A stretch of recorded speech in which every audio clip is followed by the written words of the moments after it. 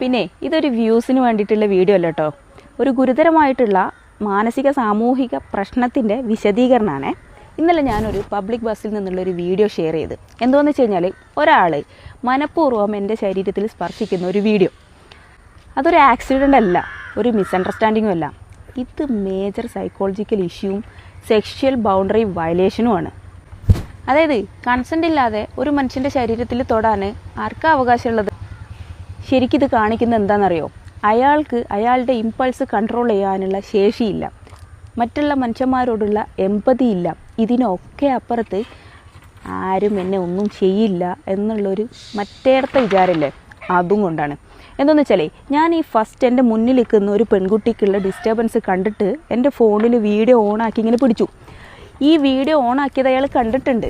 അയാളത് കണ്ടുകൊണ്ടിരിക്കെ തന്നെ അയാൾ കുറച്ച് നേരം അങ്ങനെ നിന്നു, വേറെ കുഴപ്പമൊന്നുമില്ല. കുറച്ച് കഴിഞ്ഞപ്പോൾ അയാളത് പിന്നെ റിപ്പീറ്റ് ചെയ്തുകൊണ്ടിരിക്കുക. അതിൽ നിന്ന് എന്താ മനസ്സിലാക്കുന്നത്? വീഡിയോ എടുത്താലും എനിക്ക് പ്രശ്നമില്ല, എങ്ങനെയായാലും പ്രശ്നമില്ല, ഞാൻ ചെയ്യാനുള്ളത് ചെയ്തുകൊണ്ടിരിക്കും എന്നുള്ളത്. ഇത് കാണിക്കുന്നത് ഇയാളിതൊരു പാറ്റേണായിട്ട് കണ്ടിന്യൂ ചെയ്യുന്നുണ്ട് എന്നുള്ളതാണ്. എന്ന് വെച്ച് കഴിഞ്ഞാൽ അയാളുടെ ബിഹേവിയറിൽ നല്ല പ്രശ്നമുണ്ട്. ഇതൊരു മെയിലിൻ്റെ നോർമൽ ബിഹേവിയർ അല്ല, ഇൻസ്റ്റിങ്ക്റ്റും അല്ല, ടെംപ്റ്റേഷനും അല്ല, പിന്നെന്താ? അൺകറക്റ്റഡ് ബിഹേവിയറാണ്. സൈക്കോളജി പറയണതേ unchallenged behaviour become repeated behaviours. നമ്മൾ എന്താ ചെയ്യേണ്ടത്?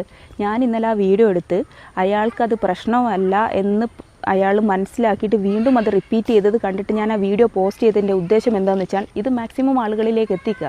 സൊസൈറ്റി അയാളെ ചോദ്യം ചെയ്യണം. അത് അയാളുടെ ചുറ്റുമുള്ള ആൾക്കാരും അയാളുടെ കുടുംബക്കാരും കാണണം. ഒരാൾ സ്വന്തം മനസാക്ഷിക്ക് മുമ്പിൽ അയാൾക്ക് ഒന്നും പ്രശ്നമില്ലാതെ നടക്കുന്ന ഒരാളാണ് എന്നുണ്ടെങ്കിൽ പിന്നെ അയാൾ മാന്യത കാണിക്കുന്നത് അയാൾ ജീവിക്കുന്ന സൊസൈറ്റിക്ക് മുമ്പിലും അയാളുടെ ചുറ്റുമുള്ള കുടുംബത്തിന് മുമ്പിലുമാണ്. അപ്പോൾ ഈ കുടുംബം അത് അറിഞ്ഞു എന്നറിയുമ്പോഴും സൊസൈറ്റി അത് അറിഞ്ഞു എന്നറിയുമ്പോൾ മാത്രമാണ് ഇവർ ഈ ബിഹേവിയർ ചേഞ്ച് ചെയ്യാൻ പോകുന്നുള്ളൂ. അതാണ് ഞാൻ ആ വീഡിയോ ഷെയർ ചെയ്തതുകൊണ്ട് ഉദ്ദേശിച്ചത്.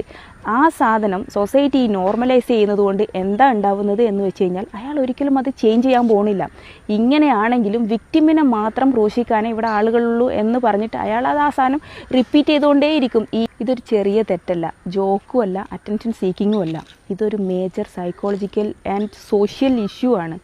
സൊസൈറ്റിയും കുടുംബവും അറിഞ്ഞ് അയാളെ ബിഹേവിയർ, ഇത്തരം ആൾക്കാരുടെ ബിഹേവിയർ തിരുത്താനാണ് ശ്രമിക്കേണ്ടത്. എനിക്കിപ്പോൾ ഈ വീഡിയോ കണ്ടിട്ട് ഇതിൻ്റെ റിയാക്ഷനും ഇതിൻ്റെ റെസ്പോൺസൊക്കെ കണ്ടിട്ട് തോന്നുന്നതേ ഇയാളേക്കാൾ ഭയങ്കര കൗൺസിലിംഗ് കൊടുക്കേണ്ടത് നമ്മുടെ സൊസൈറ്റിക്കാണ്.